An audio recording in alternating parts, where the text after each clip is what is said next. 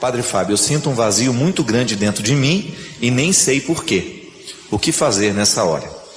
Bem, esse conceito de vazio é muito amplo, né? O que pode ser um vazio? Se é vazio é porque não é nada, né? Está vazio porque não tem nada. Então, está faltando preencher. A gente tem que preencher o vazio. Muitas vezes existem alguns tempos na nossa vida em que o vazio acentua. A velhice pode ser um lugar, uma época para isso acontecer. Então, de repente, a pessoa ficou aposentada, ela deixou de trabalhar, ficou aquele vazio. O que ela faz com isso agora? Ou ela vai se ocupar de coisas que ao longo da juventude já não pôde fazer, ou ela vai ficar ali naquela ociosidade. Então, de repente, o que é bom para evitar esse vazio? Preencher com coisas boas. Uma boa leitura, uma boa influência. Sempre digo isso, minha gente, nós temos que tomar um cuidado muito grande com aquilo que ocupa a nossa cabeça e o nosso coração. Porque nós somos fruto de tudo isso. As coisas que nós estamos alimentando hoje através da nossa leitura, do programa da tarde que a gente assiste, da música que a gente escuta, tudo isso preenche ou não os nossos vazios. Quando é que a gente tem a sensação de que o vazio foi preenchido? Quando nós nos identificamos de maneira positiva com o que a gente está vendo. Então, de repente, eu assisti a uma reportagem, a uma entrevista muito interessante. Eu não vi nem o tempo passar, pronto. Eu preenchi o vazio daquela hora que eu iria passar em angústia, eu passei na boa companhia de uma reflexão boa. Uma boa reflexão. Então, de repente, se eu não ocupei a minha cabeça com coisas boas, aquilo acentuou ainda mais o meu vazio. Se eu fui ver um programa de violência, de coisas ruins, eu acentuei ainda mais o meu vazio. Por quê? Aquilo que eu quis, que eu escolhi, não foi uma matéria boa para preencher o vazio. Então, muitas vezes, somos nós que vamos cavando esse vazio. É igual a droga. O que a maconha faz? O que a cocaína faz? É o preenchimento ilusório de um vazio. O viciado, ele não quer outra coisa senão preencher o vazio que ele sente dentro dele. Então ele fuma uma maconha, um cigarro de maconha, ele cheira cocaína, ele toma um comprimido de LSD, porque ele quer preencher de ilusão aquele momento. Então ele cria aquele torpor, né? Aquela situação de êxtase. Mas aquilo passa e aquilo tem um efeito rebote, né? Como eles dizem na medicina, que piora o efeito depois. Ameniza por um tempo, mas depois volta pior ainda. Por isso que o vício, ele é um círculo de alta destruição, porque quanto mais a pessoa usa, mais ela quer usar. Porque quanto mais ela vai se tornando dependente da cocaína, maior é o vazio que vai ficando dentro dela. É como se você fosse fazendo um buraco que você nunca acha o fundo, então você nunca termina de cavar. As nossas escolhas na vida, elas preenchem ou não a nossa experiência humana. E esse é o grande desafio, minha gente. O que hoje eu estou trazendo para preencher os vazios da minha vida? É uma matéria boa? É sólido isso que eu estou escolhendo? Isso é sustentável? Durante quanto tempo isso vai me sustentar ao longo da vida? Precisamos saber. É uma pergunta honesta que nós precisamos fazer. Como outro dia, encontrei um casal que estava sofrendo muito no namoro. E eu perguntei, olha, o que vocês estão escolhendo para que esse namoro seja tão insuportável? O namoro fica insuportável a partir das permissões e das escolhas que o casal faz, não é verdade? Ou nós vamos acreditar em azar? Não, eu não acredito em azar. Eu acredito em construção, em escolha, naquilo que a gente permite vir, naquilo que a gente joga fora, naquilo que a gente traz. Então as nossas relações, elas vão nos preencher à medida que a gente faz escolhas certas. E outra coisa também, gente, que falta muito em nós, é a dimensão da vida espiritual. Se nós não rezarmos, se nós não tivermos uma vida espiritual, e olha, vamos abranger esse termo. Vida espiritual não é só essa coisa que nós achamos que é entrar dentro da igreja, participar e ir embora. Não. Vida espiritual é um conjunto de escolhas que nós vamos fazendo a partir da religião que nós professamos. Então nós aqui que somos católicos, você que é evangélico, você que é budista, você que é espírita, não sei qual é a sua religião, mas o que eu sei é que você tem uma espiritualidade que lhe acompanha. O contexto dessa espiritualidade é que nos preenche ou não. É por isso que existem tantas pessoas que estão insatisfeitas com a sua religião. A religião não virou espiritualidade. Ela é apenas o cumprimento de um rito, de uma obrigação. Eu vou lá, participo da missa, mas a missa não virou espiritualidade em mim. Então o vazio, a religião pode preencher o vazio humano, desde que ela se transforme em espiritualidade. Que quer viver justamente as dimensões da vida do Espírito. São Paulo falava de maneira tão bonita isso, né? Ele fazia uma distinção que é até perigosa. As coisas da carne e as coisas do Espírito. Nós sabemos muito bem o que é isso. Mas sabemos na teoria. Mas muitas vezes na prática nós não sabemos viver porque a gente se perde. As coisas do Espírito são aquelas que nos enobrecem, que nos jogam para cima. São as palavras boas que nós lemos através das leituras que nós fazemos, através de uma palavra de Deus, do Evangelho, através de um salmo, através de um canto de liturgia, através de uma música de mensagem. Nós elevamos o nosso espírito toda vez que uma palavra bendita toma conta de nós. Essas são as coisas do Espírito. E a religião trabalha o tempo todo propondo coisas do Espírito. As coisas do Espírito, elas moldam o nosso caráter. Por isso que nós precisamos associar diretamente o princípio religioso que me rege e as minhas escolhas. Qual é o meu caráter? A minha capacidade de ser eu mesmo, de ser verdadeiro, de ter uma postura séria. É o que a igreja nos propõe, né? A igreja nos propõe mandamentos, a igreja nos propõe regras, mas não é para nos aprisionar. É para nos dar suportes para que nós possamos ter uma vida espiritual. Porque se não tivessem regras, nós não saberíamos nos amparar, nós cairíamos. Todo o aparato eclesiástico, de liturgia, de ritos, está a serviço da vida espiritual. É bonito a gente, por exemplo, pegar um livro de Teresa d'Ávila. Como é que geralmente eles dão os títulos, né? Escritos espirituais de Teresa d'Ávila. Ela está falando justamente ali. Naquele livro, ela escreve sobre as lutas que ela tem de sair deste mundo da carne para alcançar as coisas do Espírito. E Teresa d'Ávila é uma especialista em mostrar isso com muita poesia, com muita realidade. Se você não teve a oportunidade, leia os escritos de Teresa d'Ávila. Você vai ficar fascinado, porque essa mulher ela é muito humana. E ela não pratica uma religião etérea, dessas que não se mistura na realidade, não. Diz que tem uma cena, eu não sei se isso é verdade, né? Eu não sei onde que está escrito também, né? Aí diz que ela estava, sei lá, eu acho que ela estava no banheiro, né? Fazendo as necessidades dela. E nisso, dizem que o diabo, né? Soprou um espírito, uma palavra maligna na cabeça dela. Teresa, uma mulher tão pura como você, fazendo uma coisa suja dessa, né? Aí disse que ela virou assim: pois é, meu querido, e tudo isso que eu estou fazendo eu ofereço a você. Se é verdade ou não, está lá na história dela, né? Não é interessantíssimo isso? A pessoa conseguir rezar na hora que vai fazer as necessidades. Isso é rezar a vida, né? O Padre Léo era um especialista nisso, né? Em rezar a vida.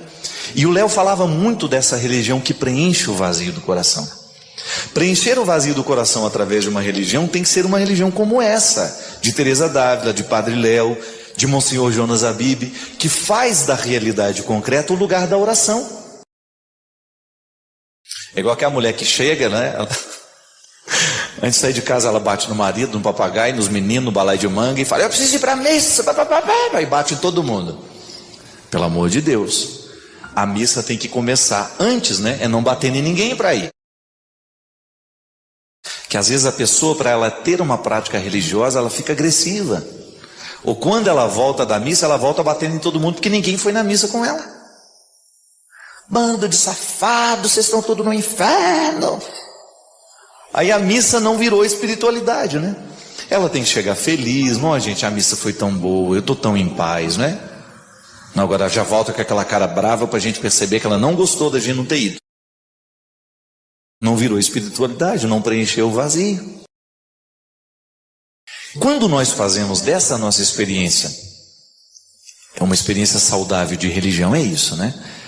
Aquilo que eu pratico do ponto de vista ritual, a minha oração do texto, a minha oração, a minha devoção, enfim, qual seja a sua prática religiosa e qual o que faz parte do rito que você celebra, você tem que extrair deste rito a sugestão que este rito faz para uma vida prática. É aquilo que na palavra de São Tiago, na carta de Tiago está dizendo: não só as obras, não só a fé.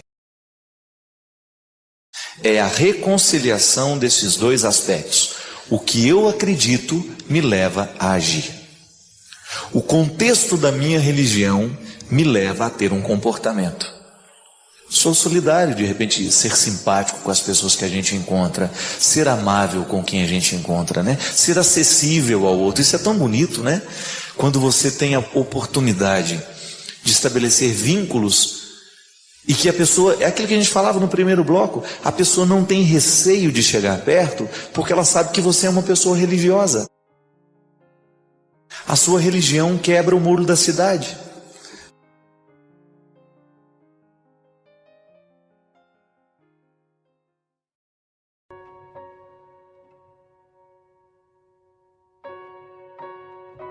Preciso lidar com tudo isso.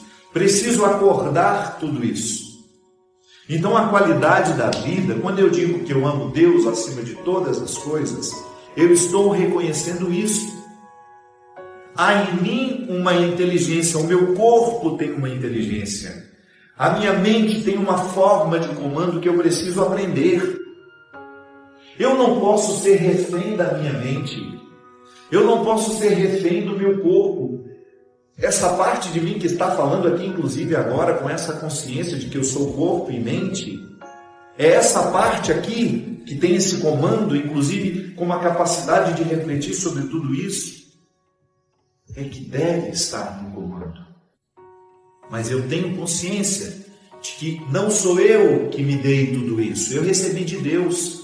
Então, toda vez que eu tenho um equilíbrio com o meu corpo, um equilíbrio com a minha mente, eu estou reconhecendo publicamente que eu estou potencializando aquilo que Deus me deu. Então eu lido melhor comigo. Você, quando aprender, desculpe se você já sabe, mas eu sei que todos nós precisamos aprender diariamente isso. Quando a gente começa a aprender a lidar com o corpo, a lidar com a mente, a nossa vida espiritual fica mais qualificada. E eu lamento que dentro do contexto católico nós tenhamos falado tão pouco dessas coisas. Eu me lembro que, num determinado momento, a espiritualidade católica ficou tão empobrecida, e eu vivi isso, que era absolutamente proibido em falar de técnicas de yoga, por exemplo, como se isso fosse um pecado, como se isso fosse uma ciência misteriosa. Para com isso. Vamos aprender com os nossos irmãos orientais, que sempre tiveram uma capacidade enorme, uma espiritualidade que influía na saúde do corpo. Não existe misticismo nisso. Eu sei que durante muito tempo nós ficamos ouvindo que nós precisamos nos purificar das influências das outras religiões. Pelo amor de Deus, que arrogância! Não faz sentido. Se a outra religião tem um aspecto positivo, vamos incorporá-la. Jesus era um homem de meditação. Aquele momento que ele está no Getsemane, é claro que Jesus estava em posturas de oração, de meditação. E os discípulos que não tinham a mesma habilidade que ele, não tinham desenvolvido, dormiam. E Jesus tinha que ir lá acordar, falar: vamos lá, gente. Então, durante muito tempo, nós olhamos para essas técnicas orientais como se elas fossem pecaminosas, como se elas fossem uma oposição à nossa fé. Não. Mantenha aí o seu corpo de fé. Você acredita na ressurreição de Jesus? Você tem um código de ética cristão que você administra, que você... Mas descubra uma forma de lidar melhor com o seu corpo. A sua religião, a sua espiritualidade precisa fazer isso com você. Não adianta nada você ter uma busca espiritual se você não tem uma busca pela saúde do corpo. É um contra-testemunho. Deus acima de todas as coisas, amar a Deus acima de todas as coisas. Eu não coloco absolutamente nada acima de Deus. Eu percebo tudo como uma oportunidade de reconhecer o que Ele me deu. Ele nos deu um corpo, Ele nos deu uma mente e nós temos a oportunidade de cuidar disso. Quando nós temos essa compreensão, a arrogância não mora em nós. Você vai olhar para o seu trabalho, para o dinheiro que você alcançou, e você vai reconhecer nisso tudo uma feliz oportunidade que Deus está lhe dando de transformar o mundo num lugar melhor. Tem muito mais dinheiro que os outros? Aprenda a fazer alguma coisa pelos outros. Adote situações que você sabe que são justas. Que seria lindo você ajudar. Essa semana, por exemplo, dia 27, é o aniversário da Vó Tutu. Vó Tutu é uma senhora que mora lá na Brasilândia, na comunidade Brasilândia, em São Paulo. Não sei como está a situação atualmente, mas era, no momento da pandemia, no auge da pandemia, o lugar de maior contaminação em São Paulo. Vó Tutu resolveu fazer o bem produzindo pães. E toda a família da Vó Tutu está lá, envolvida com ela.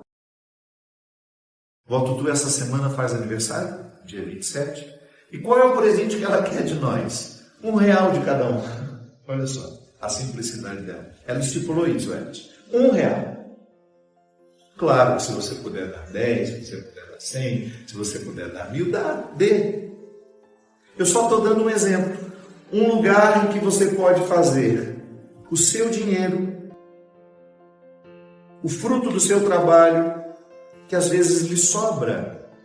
Sim, há pessoas em que o dinheiro falta. Há situações em que o dinheiro sobra. Amar a Deus acima de todas as coisas é você ter essa sensibilidade.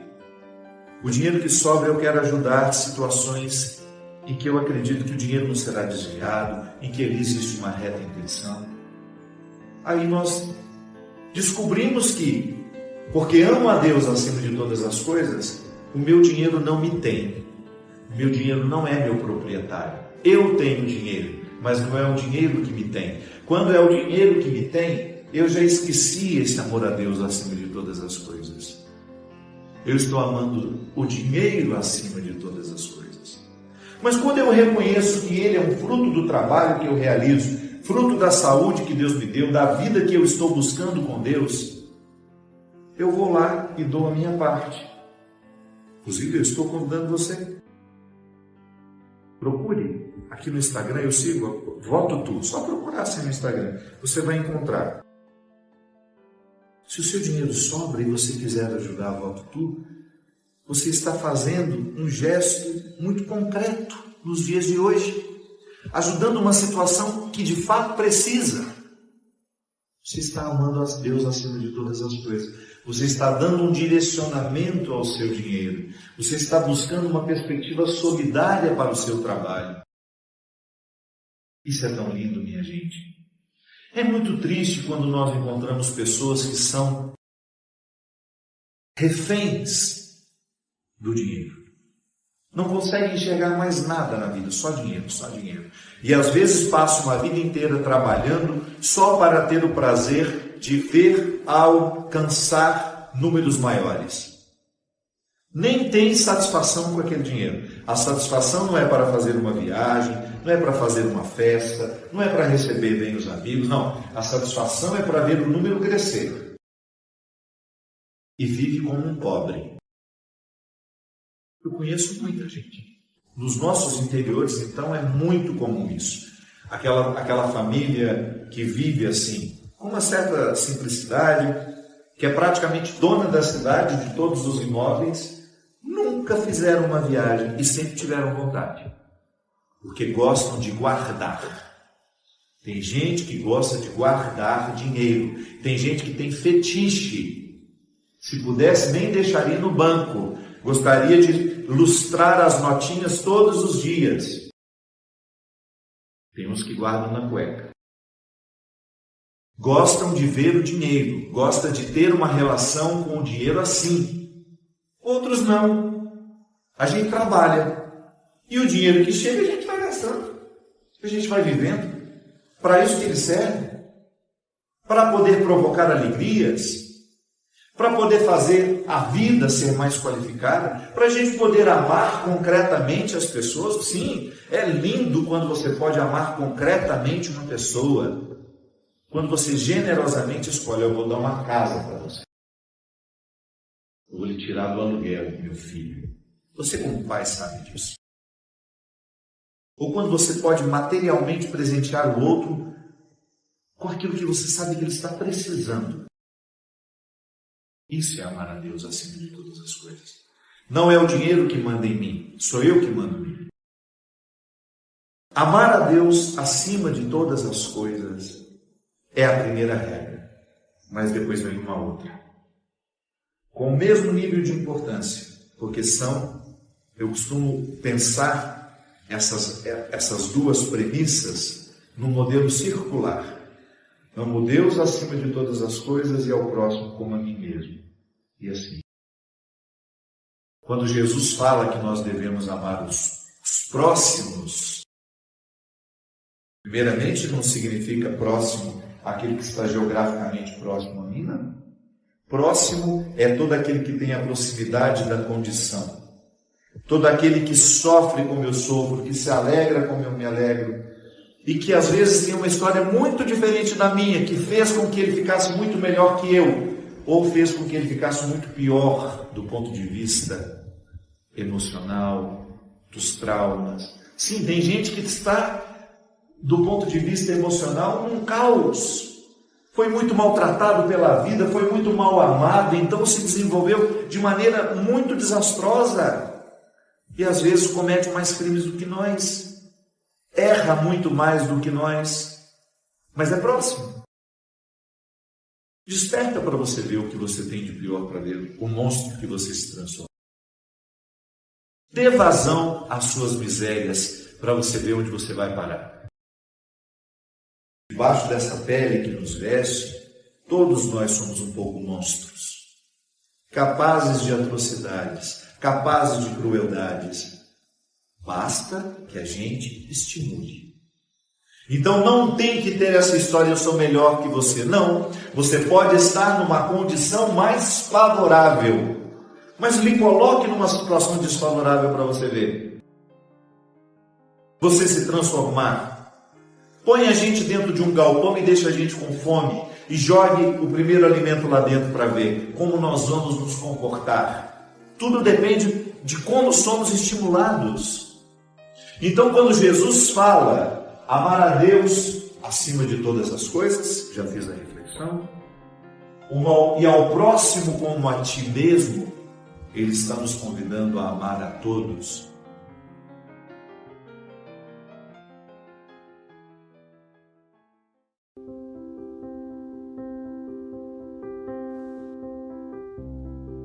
Saber que Deus cuida de nós não é apenas uma ideia que tem que passar pela nossa cabeça. Mesmo que cada vez mais eu me convenço de que o que realmente muda o nosso coração é aquela ideia que conseguiu ser acoplada com os sentimentos nossos. É aquela ideia que conseguiu fazer o caminho da mente para o coração. É aquela ideia que consegue mover a nossa vida, aquela que a gente percebe que a gente ama, que já entrou na corrente sanguínea, faz parte de nós. Não é apenas alguma coisa que nós trazemos em cima da nossa cabeça, dentro de nós, não. Mas é uma parte de nós, irrenunciável. Se uma porta se fecha aqui, muitas outras se abrem ali. Você já parou para pensar o tanto que a gente sofre constantemente a tentação de prestar atenção na porta que se fechou para nós? E são muitas as portas que se fecham. Mas se os nossos olhos ficam grudados nas portas que se fecham, dificilmente nós poderemos contemplar aquelas que estão abertas. O cuidado de Deus na nossa vida é esse. A providência de Deus se manifesta em nós assim, no momento em que nós somos capazes de descobrir o que é novo, mesmo por trás da perda. É inevitável que o ser humano viva perdendo o tempo todo. Nós perdemos o tempo todo. Mas por trás dessas perdas, há tantas coisas preciosas que nós podemos ganhar, mas que só ganharemos se soubermos a perda. Se soubermos viver o processo de perder. Pode ser que hoje você esteja angustiado, porque os seus olhos estão ocupados naquilo que você perdeu. E se você se ocupa demais daquilo que você perdeu, você corre o risco de não enxergar aquilo que você pode ganhar. Toda perda tem o poder de reservar ganhos. Se você perde a infância, por exemplo, você ganha a juventude. Se você perde a juventude, você ganha a idade adulta. E aí você começa a saborear a vida de um jeito diferente. O interessante é só a gente saber fazer as pontes. Eu me convenço sempre mais que a ansiedade é justamente a gente parar no início da ponte e se recusar a ir adiante. Quantas vezes a gente se angustia na vida porque a gente parou no início da travessia e a gente não teve coragem de ir adiante. E é sempre tempo de ir adiante. Acreditar que Deus cuida de nós é acreditar que Ele providencia a vida o tempo todo. A vida está providenciada em você. Agora faça a sua parte. Toda ação requer uma reação. E assim o processo não para. Deus age, nós reagimos, e na reação Deus age ainda mais, e nós vamos nos misturando naquilo que Deus quer. A nossa vontade vai se misturando na vontade de Deus, e daqui a pouco nós queremos a mesma coisa. A conversão é isso, é a gente misturar a nossa vontade na vontade de Deus. É a gente fazer as travessias necessárias todos os dias para que a gente não pare. A vida não pode parar. Há muita coisa esperando por nós hoje. Há muita coisa que precisa da nossa decisão. Decisões simples. Eu não quero ficar parado. Acredite nessa providência de Deus. Mas não pense que a providência lhe coloca aí numa situação confortável que você não pode fazer nada. Não. Nós que acreditamos na providência de Deus, acreditamos o tempo todo no cuidado humano. São duas realidades que se dão juntas. Deus providencia, mas o ser humano cuida daquilo que Ele providenciou. E à medida que cuida, a providência se multiplica. Porque toda vez que Deus providencia alguma coisa na nossa vida, se nós não cuidamos daquilo que Ele providenciou, corre-se o risco de morrer a providência e a gente não tem mais. Não é que Deus não quer dar. É que a multiplicação da providência depende do cuidado. À medida que nós cuidamos daquilo que Deus nos entregou, nós nos multiplicamos. A começar pelos talentos que Ele nos entrega. A providência de Deus, tudo aquilo que Ele lhe entregou como possibilidade. Mas é cuidado humano todo o esforço que você faz para fazer com que o talento se torne realidade concreta em você. Você descobre que você não tem como viver apenas do seu cuidado, mas você também não pode viver só da providência. Se a providência não abraça o seu cuidado, você corre o risco de julgar para Deus toda a responsabilidade que é sua. Quanta coisa deixou de acontecer na sua vida, não porque Deus não quis, é porque você não teve coragem de correr atrás. Quantas coisas bonitas passaram pela sua vida e você não viveu, não é porque Deus não lhe deu. É porque você não teve coragem de realizar a parte do projeto que era seu. Veja o milagre das bodas de Caná. Jesus poderia ter feito tudo sozinho, mas Ele preferiu contar com a ajuda dos outros. É bonito nós pensarmos que Deus solicita a ação humana o tempo todo, minha gente. Não é possível que nós vivamos a felicidade, esse dom de Deus em nós, se nós não esbarrarmos o tempo todo na labuta humana. A minha mãe usava esse termo o tempo todo, labuta. Vamos labutar, que vem de labore, né? Trabalho. É trabalho duro. Felicidade não é chuva que cai do céu, não. Felicidade é chuva que cai do céu, mas que se encontra com uma semente aqui na terra, que é fruto do nosso cuidado. Nós só sabemos que nós amamos à medida que a gente cuida. A gente sabe que a pessoa ama a vida dela à medida que você percebe que ela cuida da vida que tem. Caso contrário, é conversa fiada. É processo de suicídio lento. Quando você descobre que aquela pessoa está morrendo aos poucos, porque ela deixou de se amar há muito tempo. Ela deixou de cuidar daquilo que Deus providenciou. Hoje você não fez nada para que o seu nariz respirasse, para que o seu pulmão se enchesse de ar, você não fez nada. Foi providência de Deus que este ar existisse, que essa vida existisse. Agora, o cuidado com o ar que você respira, esse é você que tem que ter. O que você joga no ar, para que o outro respire do seu lado, é cuidado seu. E aí, no momento em que as coisas dão errado, a gente tem aquela tentação de dizer que foi falta de providência, que foi Deus que permitiu, que foi Deus que fez. Não. Muitas vezes, antes de nós acusarmos o sagrado das desgraças humanas, nós precisamos ter a responsabilidade de perceber o que foi que nós fizemos para que a desgraça acontecesse sobre nós. E se a gente não tem resposta sobre a desgraça que se abateu sobre nós, a gente silencia para que essa falta de resposta possa nos levar pelos caminhos da sabedoria. E mais uma vez Deus cuidará de mim, Deus cuidará de você, no momento em que os nossos lábios cessam para as palavras inférteis e a gente começa a escutar aquilo que Deus tem a dizer mesmo quando não há palavras a serem ditas. Agora, o que vai acontecer depende da nossa capacidade de pegar as talhas, de trazer diante dele e dizer: Senhor, multiplica aquilo que tão pouco eu te entrego. Transforma a água da minha miséria no vinho saboroso da sua vitória. Quem sabe você que esteja aí vivenciando, experimentando tantos fracassos na sua vida, não se contente em levar com você a água do seu fracasso. Ofereça a Deus. E quem sabe Ele providencia a mudança dentro de você, para que este milagre seja possível. São tantos milagres necessários na nossa vida. Nós estamos começando um novo ano. Tantas coisas bonitas podem ser feitas. Tantas coisas bonitas podem ser realizadas. Mas depende de mim, depende de você. Porque o cristianismo é essa participação humana nas virtudes de Deus.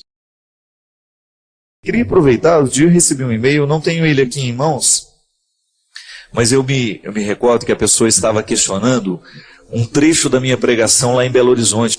E a pessoa dizia que que foi muito bonito tudo que eu falei, mas que eu coloquei uma dúvida no coração dela. Eu estava dizendo que o que nos salva não é o tanto de vezes que nós vamos à missa, mas é o tanto de vezes que o amor demora dentro de nós. Então ela estava me questionando se eu estava relativizando o valor da Eucaristia. De maneira nenhuma, né? O que eu estava dizendo é que o valor da Eucaristia não está no quanto nós repetimos o gesto, mas é no quanto o gesto demora dentro de nós. Mesmo porque um conceito interessante, minha gente, da liturgia eucarística, da teologia que a liturgia nos ensina, é que a missa não termina. A missa é processo de continuidade. O que tem fim é a celebração. Tanto é que o padre nos despede assim: vamos em paz e que o Senhor nos acompanhe. A missa não tem. Eu me lembro que quando era criança escutava a comentarista dizendo isso, e o padre às vezes também dizia: a missa não terminou, vamos em paz e que o Senhor nos acompanhe.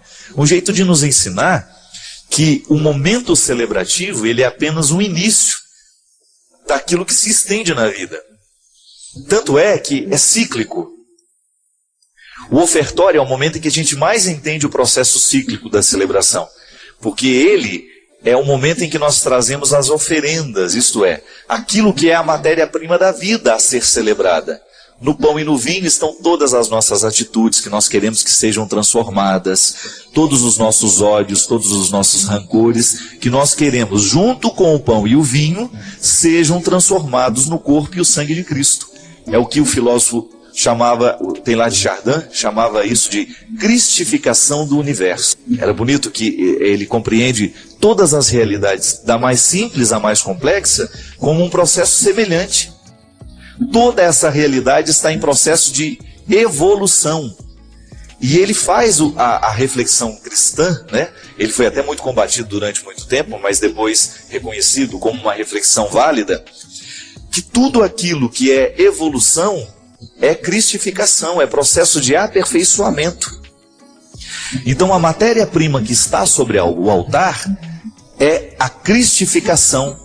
Tudo aquilo que eu coloquei como humano agora vai ser cristificado. E aquilo no final da celebração, no momento em que nós comungamos, é devolvido a nós.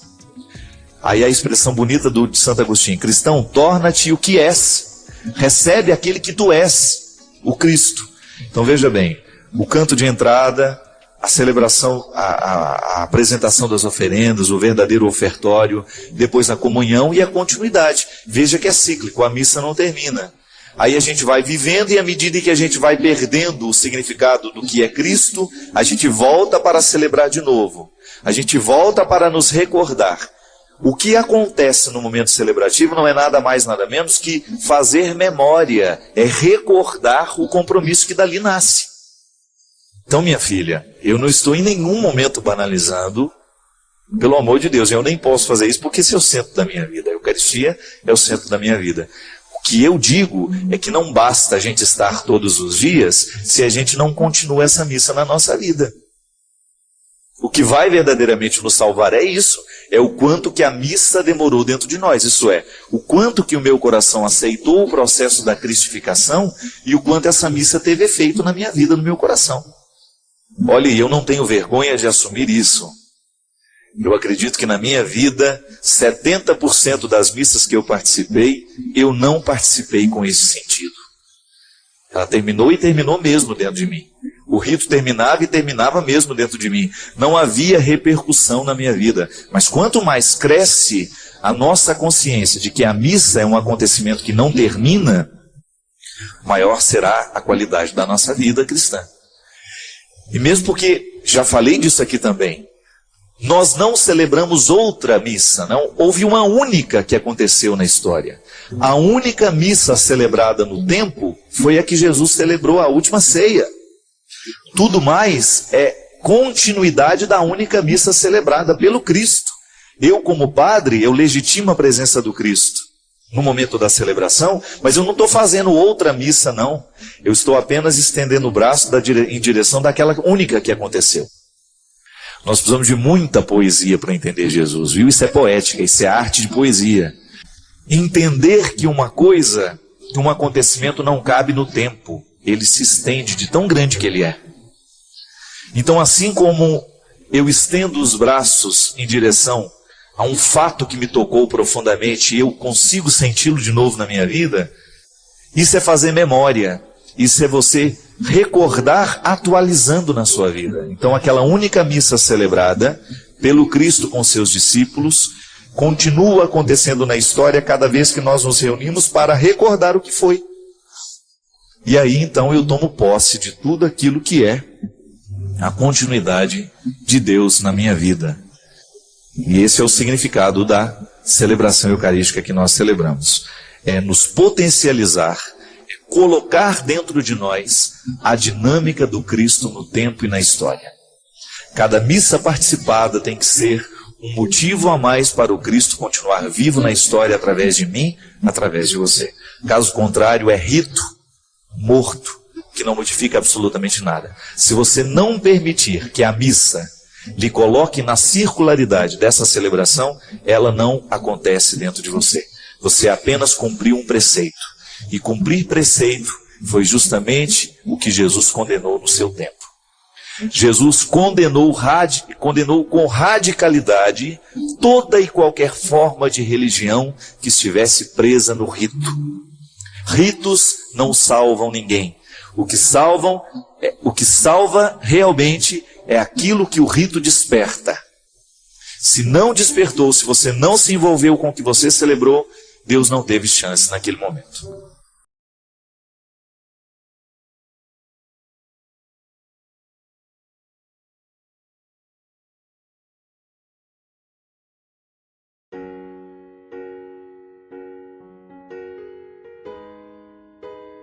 A experiência da confiança em Deus, ela passa o tempo todo pelas oportunidades que nós temos de perceber a nossa fragilidade, a nossa indigência, a nossa incompletude. E ao mesmo tempo, percebendo tudo isso, a gente lançar os olhos para o céu, e isso é uma metáfora, né, minha gente? Lançar os olhos para o céu é uma metáfora do lançar os olhos para dentro. Deus nos habita. Lembrando que essa mão de Deus na nossa vida, ela é sempre manifestada através de situações muito concretas. É claro, nós acreditamos na ação sobrenatural de Deus. Ele está agindo de maneira sobrenatural em nós o tempo todo. Eu sempre compreendo esse agir de Deus em nós como se Ele tecesse bastidores que nós desconhecemos. É como se a delicadeza do seu amor construísse para nós um chão onde nós colocamos os nossos pés sem saber que estamos colocando. A ação de Deus engloba tudo o que somos. Não há nada que possa ficar fora desse seu amor, dessa sua misericórdia. Onde é que nós podemos encontrar o Senhor? No mais profundo do nosso coração. Então, toda vez que nós nos voltamos à busca deste Deus, quando nós gritamos por Ele, é aqui dentro que Ele nos responde. Sim, é na nossa humanidade, é na dimensão da nossa consciência, daquilo que nós temos de mais íntimo, que Deus vai nos falando, vai nos revelando e vai nos colocando no âmbito dessa confiança. A experiência da confiança vai nos colocando assim: acordo de manhã, coloco minha vida nas mãos de Deus e vou prestar atenção onde é que Ele vai me dizer sim e onde é que Ele vai me dizer não. E sempre percebendo que o não que Ele me coloca, quando uma situação não dá certo, é uma forma que Ele tem de me proteger. Porque o pai que ama o filho diz não com o único objetivo de proteger o filho. Não é tudo que o pai nos diz sim. Não é tudo que a mãe vai dizer sim. E é claro que quando nós escutamos o não, uma contrariedade se estabelece dentro de nós. Eu sempre gosto de dizer que às vezes nós somos muito injustos com a gente, quando a gente coloca metas muito difíceis de serem alcançadas. Então eu só vou ser feliz no dia em que eu for pleno. Esqueça então. Mas a gente pode experimentar um pouco daquilo que seria a plenitude. E a confiança em alguém é assim. Quando você descobre alguém que cuida de você, das suas coisas, com um zelo que talvez nem você consiga. É aquela velha história, você poder dar o seu cartão de crédito com a senha, sabendo que o outro não vai lhe prejudicar. Ou então você abrir a sua vida, abrir o seu coração, contar aquilo que lhe pesa, sabendo que o outro não usará daquilo que você conta contra você depois. A confiança, minha gente, ela estabelece dentro de nós uma harmonia espiritual rara, bonita demais. Agora, quando existe a confiança, minha gente, nós vamos ouvir o não de forma diferente. Eu tenho pedido muito a Deus essa graça, de poder confiar que aquilo que está acontecendo na minha vida não é nada mais, nada menos que a vontade dEle. É claro, eu trabalho para que as coisas aconteçam, mas quando elas não dão certo, quando não acontecem, eu tenho de ver ali, motivado pela confiança de que Deus está me protegendo naquele momento. E essa ação misteriosa, sobrenatural, pertence à dimensão da fé. Eu creio nessa ação miraculosa de Deus. Tanto é que eu não fico pedindo a Ele que faça milagres na minha vida, não tenho o hábito de pedir a Ele milagres, porque eu tenho consciência que viver bem a minha vida é de alguma maneira corresponder a esse milagre que nunca termina na minha história. É um projeto bonito para a vida, né, gente? Vou pedir menos, confiarei mais. Vou pedir menos porque sei que Deus sonda o meu coração e sabe o que de fato eu preciso. Conhece todas as dimensões da minha vida, conhece os meus sentimentos, tem acesso àquilo que nem eu mesmo consigo acessar.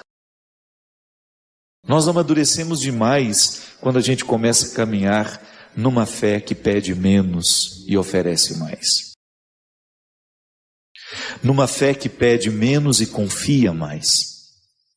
Ah, padre, mas eu preciso pedir porque na oração a gente pede, Deus nos deu o direito de pedir, claro. Eu não estou dizendo que é para você parar de pedir. Eu estou dizendo que à medida em que você avança na sua fé, você terá menos necessidade de pedir, porque você confiará cada vez mais. Aí, o que vai acontecer? Você vai sair do âmbito dessa troca que muitas vezes a fé parece ser. Eu peço a Deus, Ele me dá e eu devolvo a Ele amor, fidelidade. Não. A confiança não comporta essa troca, essa mercadoria que muitas vezes nós fazemos com Deus, essa relação mercantilista. Não. É claro que de vez em quando nós temos situações urgentes em que a gente corre e fala: oh meu Deus, tem misericórdia desse, tem misericórdia daquele, tem misericórdia de mim, né? Tantas situações nós pedimos, você pede. A sua fé lhe permite pedir. Por que você pede a Deus? Por que você conta para Ele? A oração não é outra coisa, senão você contar a Deus em segredo, né? Ou em particular. Eu gosto de dizer isso. Rezar é a gente ser recebido em audiência particular por Ele. Toda vez que eu me coloco em oração, eu estou sendo recebido em audiência particular. É a oportunidade que eu tenho de dizer a Deus os meus segredos, os meus medos, os meus desejos. Aquilo que talvez eu não tenha coragem de dizer ao outro, a Ele eu digo. E é tão bonito quando a gente encontra pessoas que já conseguem viver a fé sem pedidos. Sabe? Aquela fé que confia, ao invés de ficar enchendo Deus de pedidos todos os dias. Eu sei que a gente tem ânsia de pedir a Deus muitas coisas, mas se a gente tem uma fé pautada na confiança, a gente não precisa nem formular os nossos pedidos, porque nós sabemos que Deus sonda as nossas necessidades. Mesmo que, se a gente for honesto, boa parte das coisas que nós pedimos a Deus, nós não precisamos dela. A gente pede muitas coisas que estão diretamente ligadas às nossas vontades, aos nossos desejos.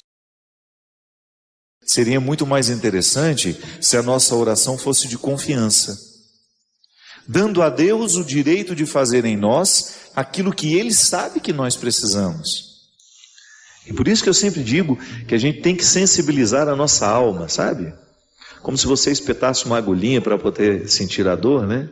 Você sensibiliza a sua alma para que você tenha cada vez mais. Você estimula através de leitura de uma música. Hoje mesmo, vindo para cá, vim ouvindo uma mesma música, de lá até aqui. Parece meio neurose, né? Mas é que Deus me falou tanto daquela música, me falou tanto através daquela música. Eu não pensei, estava sozinho, não pensei duas vezes, vou ouvir. E aquela música entrando no meu coração, eu sensibilizo ali a minha alma para que a minha viagem seja uma oração. Então o tempo que eu levo de Taubaté até aqui, 1 hora de viagem, é uma oportunidade que eu tenho de rezar, de estabelecer com Ele uma comunhão e sentir que a sua mão me sustenta, que a sua mão me protege, que a sua mão me orienta. Tenha coragem de silenciar as suas perguntas. Experimente esta presença consoladora de Deus que se estabelece em nós a partir de um vínculo definitivo de amor, de fraternidade, de fidelidade. Confie naquele que te ama. É assim humanamente. Humanamente nós temos confiança em quem nos ama. Por isso é tão importante descobrir o amor de Deus, porque quando a gente se sente por Ele amado, nós naturalmente vamos querer essa confiança, vamos buscar essa confiança. Às vezes, minha gente, nós não amadurecemos porque a gente fica insistindo em pedir a Deus aquilo que a gente quer. Mas o que nos amadurece é quando Deus nos oferece aquilo que de fato a gente precisa. Entre o que a gente quer e o que a gente necessita é muito diferente. Mas só a confiança é igual aquela velha história. O que você quer que eu faça por você? O outro nos pergunta. E aí a gente devolve a ele. O que você acha que eu preciso? Porque às vezes eu vou pedir ao outro que ele faça por mim aquilo que eu estou querendo naquele momento.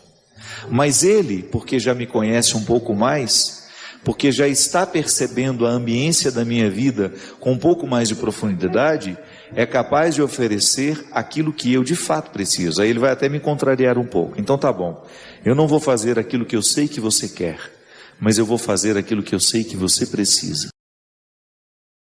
É muito bom. Às vezes, minha gente, a nossa passagem pela vida do outro é muito breve, mas pode ser tão significativa. As realidades breves podem ser significativas. Isso é uma questão de empenho, sabe? Quando você deposita o todo da sua alma naquele mínimo que você faz, quando o seu encontro acontece de verdade. De repente você é atendente de uma loja, você tem a oportunidade de atender aquele que entrou, de fazer o bem a ele com o seu jeito de ser. Às vezes, é só o que eu posso fazer pelo mundo.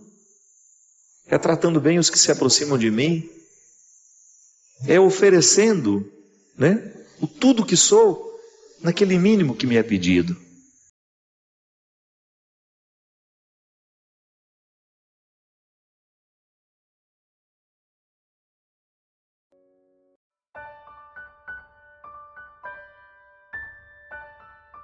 Eu já senti isso na minha vida, você já deve ter sentido com certeza.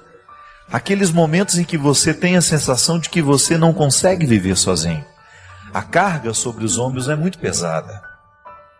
Você não dá conta de acomodar dentro do seu coração a dor. Você não dá conta de acomodar dentro do seu coração a desilusão. É natural que num determinado momento da vida a gente experimente essa solidão. É pesado demais.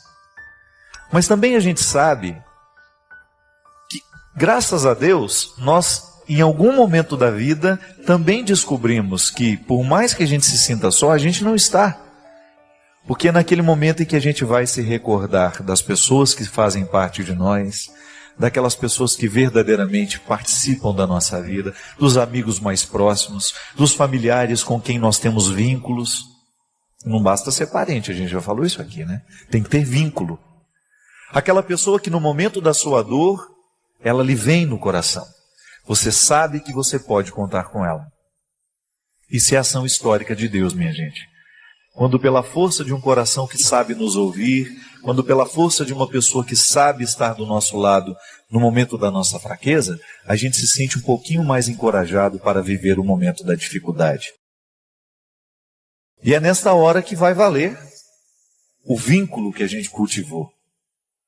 A gente sabe que nós temos muitos relacionamentos, mas de vez em quando Deus nos dá a graça de ultrapassar os territórios convencionais. Aquela pessoa deixa de ser apenas mais uma conhecida e se transforma numa pessoa da sua confiança. Eu não me canso de dizer isso. A maior riqueza que verdadeiramente nós podemos ter nessa vida, minha gente, é a confiança. Você confiar em alguém, isso é muito precioso. Porque a confiança retira esse sentimento de solidão. A confiança nos devolve coisas preciosas que a vida nos retira. Quando você sabe que você pode contar com aquela pessoa, que ela é fiel. Confiança é aquela abertura que você faz da sua vida e você permite que outras pessoas entrem e que elas tenham autoridade sobre você. Quanto mais a gente está convertido, quanto mais a gente tem essa experiência humana de amar e ser amado, maior é a oportunidade que Deus tem de agir em nós. Por um fato muito simples, Deus passa pela ação do outro na minha vida. Quando eu tenho relacionamentos de qualidade, eu experimento na minha vida a força de Deus agindo em mim através daquelas pessoas. Como? Através de um conselho que eu recebo, de uma chamada de atenção que eu recebo. Só quem nos ama vai querer nos abrir os olhos, para a gente perceber aquilo que em nós precisa ser modificado. A gente só pode dar ouvido às pessoas que nos amam de verdade por causa disso. Só elas estão verdadeiramente comprometidas com o nosso crescimento, com a nossa felicidade. Por isso é importante a gente descobrir quais são essas pessoas que verdadeiramente são voz de Deus na nossa vida e na nossa história. São as pontes por onde Deus passa. São as pontes por onde Deus passa e nos encontra. Que às vezes Ele até passa pela ponte, mas não nos encontra. Sabe por quê? Porque a gente prefere dar mais valor à ponte do que àquele que atravessa. Deus chega na nossa vida através de uma palavra, através de um conselho bem dado, sensato, através de um olhar, através de um carinho, através de um gesto. Isto é a ação histórica de Deus. É milagre? Pode ser que seja. Mas este milagre nós provocamos. Porque somos nós que temos a oportunidade de aprofundar os relacionamentos que Deus está nos permitindo. Sair da mesmice. Chega de mesmice. Chega de ser conhecido de muita gente, mas amigo de ninguém. Se você hoje fosse pensar, para aí para pensar. Quais são os verdadeiros amigos que você tem nessa vida? Quais são as pessoas que têm autoridade afetiva sobre você? Aquelas pessoas cuja palavra tem poder nas suas decisões. Aquela pessoa cuja palavra ajuda você a encontrar o caminho. São muitas? Talvez não. E não é nenhum problema a gente chegar ao conhecimento dessa verdade. Eu tenho muitos conhecidos, mas meus amigos de verdade, com quem eu partilho a minha vida, com quem eu aprofundo as minhas questões, são poucos. Mas é preciso existir. Seria muito triste se nessa noite a gente chegasse à conclusão de que nós não temos relacionamentos qualificados. Nós estamos superficiais demais.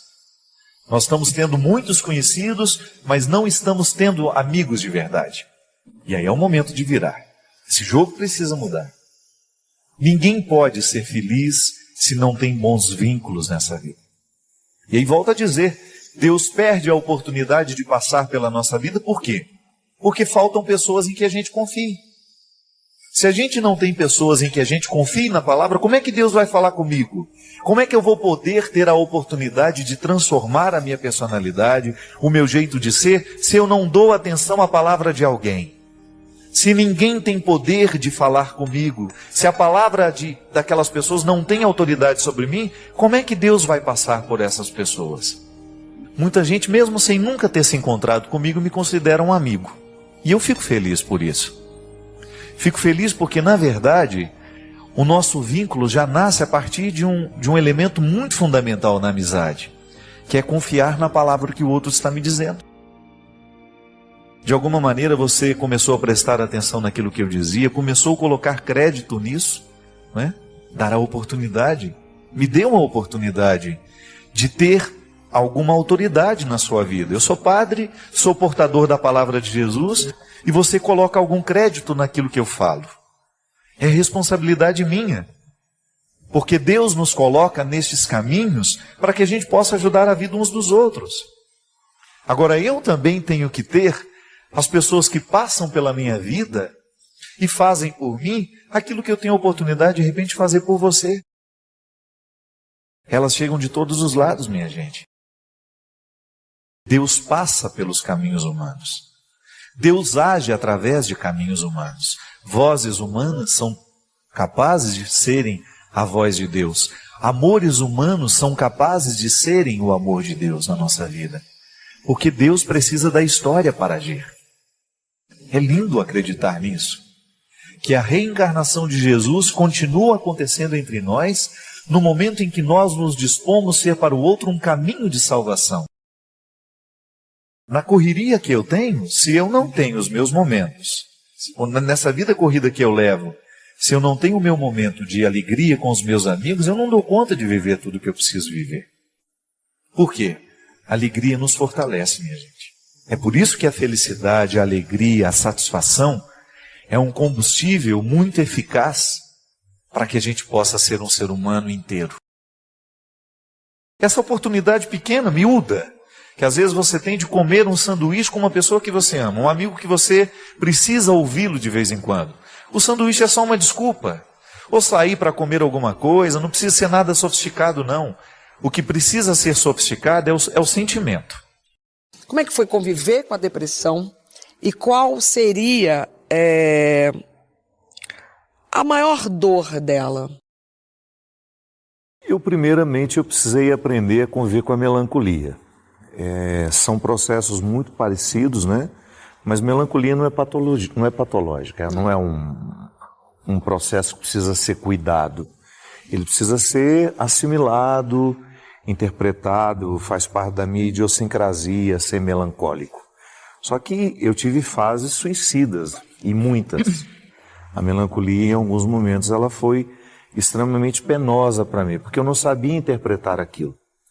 Eu só percebia que existia uma sombra na minha forma de ver o mundo. E essa sombra continua até hoje. Eu nunca fui uma pessoa naturalmente feliz. O meu olhar sempre foi mais melancólico, mais tristonho. Eu tendo a ver as coisas com mais pessimismo. Mas ao longo da minha vida eu fui interpretando isso como uma característica que não é um defeito. Não. É uma forma de ser. Mas chegou um momento em que a melancolia se tornou insuportável. E foi então que eu identifiquei que eu tinha um processo muito presente, um processo de adoecimento, que foi um resultado de minhas escolhas. Eu sempre digo que eu acabei dando ao meu corpo um cuidado muito diferente do que me pedia a alma.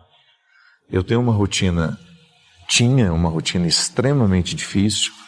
Cheguei a fazer quase 28 shows por mês durante muitos anos.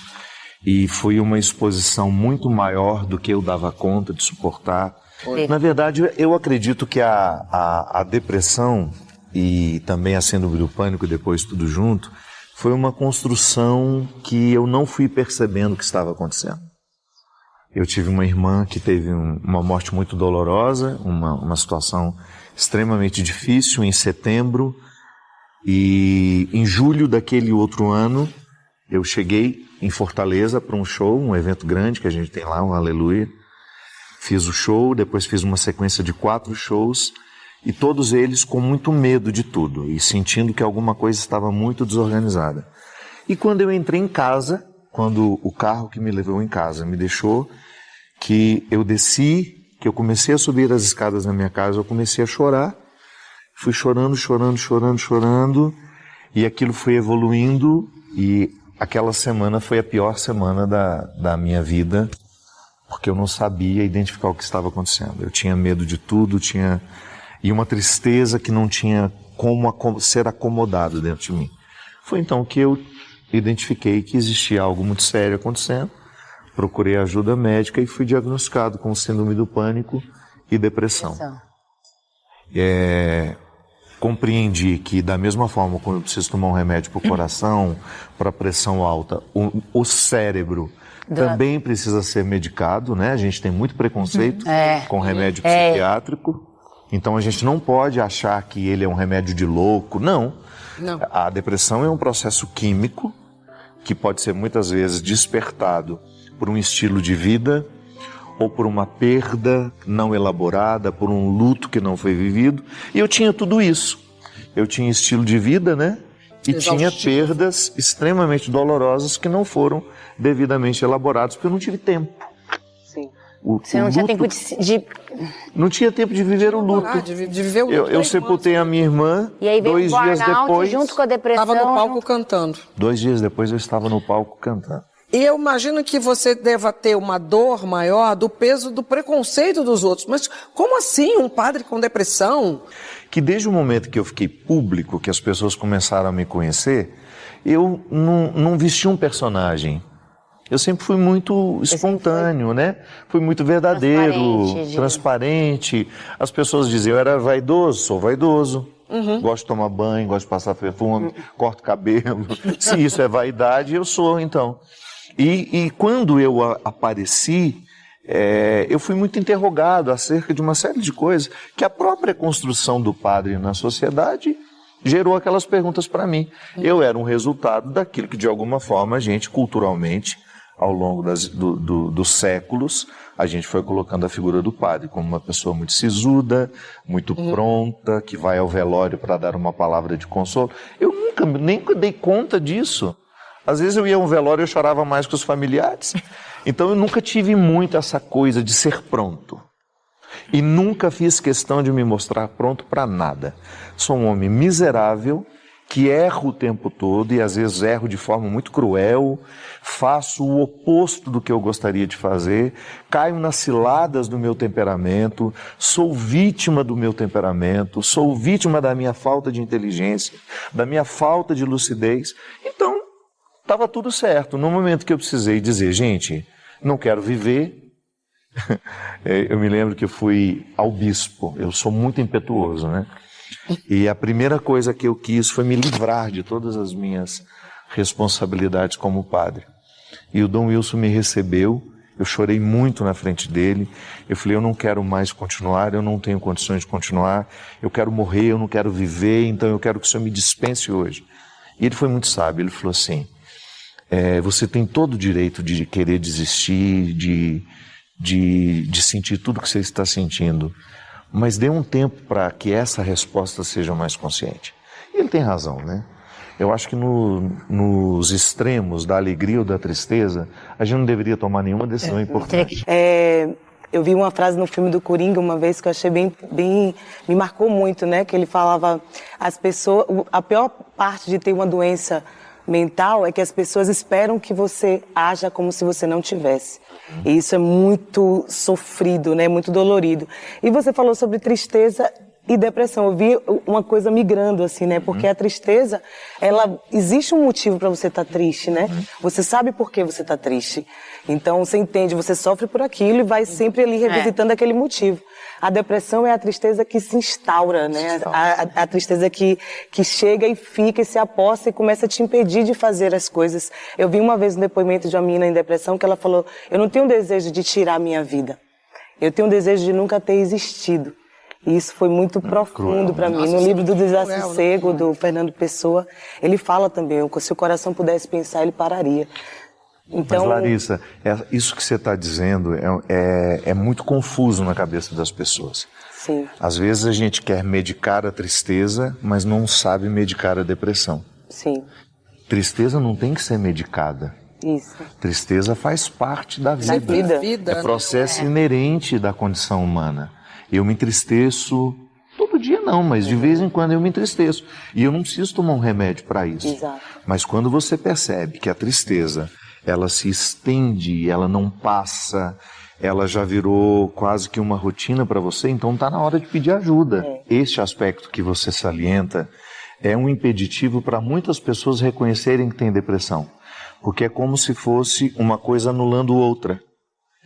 Mas eu sou uma pessoa de fé, eu não posso ter depressão. A gente precisa saber diferenciar as coisas. Sim, a pessoa que tem fé também tem depressão. A fé não me impede de passar pelos processos humanos, pelos desequilíbrios humanos que nós construímos. A fé, ela pode me ajudar a superar.